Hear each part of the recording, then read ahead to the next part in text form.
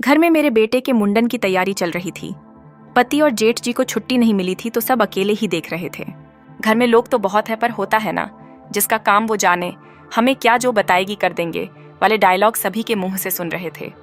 कुल मिलाकर आम परिवारों की तरह बहुत से लोग मुंह फुलाए थे, जैसे कामकाज में फुलाया जाता है ठीक वैसे ही।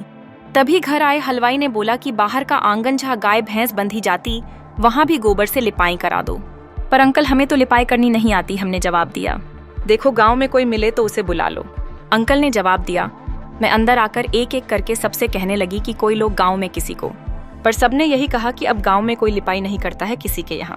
अच्छा, मैंने सोचा किया तो मैंने कुछ भी नहीं था, पर अब सब कर रहे हैं ना, चलो आज लिपाई भी कर ही देते हैं, क्यों घर का एक कोना गंदा दिखे। मैंने बाल्टी उठाई और उसी बाल्टी में गोबर घोलकर और मग से उसे फैलाकर झाड़ू से लिपाई शुरू कर दी। तभी गेट से चाची, नाउन चाची अंदर आ गई। मुझे देखते ही बोली, अरे दुल्हन, तुम ये कर रही हो, कितना तो इंतजाम करने को अभी बाकी है, छोड़ो इसे हम कर देते हैं, तुम बाकी देख लो। हमें तो जैसे बिन मांगी खुशी मिल गई, छोड़कर अंदर आ गए। घर की बाकी महिलाएं ढोलक बजाकर नाच गा रही थीं और साथ ही मुझे इस बात का पूरा एहसास करा रही थी कि मुंडन मेरे ही बेटे का है। बस नाउन चाची आगे पीछे दौड़ रही थी और सब में मदद कर रही थी। लिपाई से लेकर आटा गुथना, सारे बर्तन धुलना, हम सब के महावार लगाना, बस वही एक मेरे साथ लगातार दौड़ भाग कर रही थी।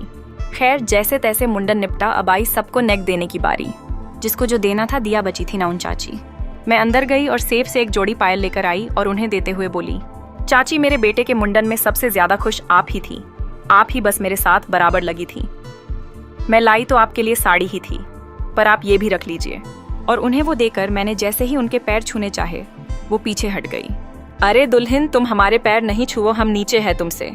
कोई बात नहीं चाची, आज आपको बराबर कर लेते हैं, हमने हंसते हुए कहा और वो सामान मैंने उन्हें दे दिया।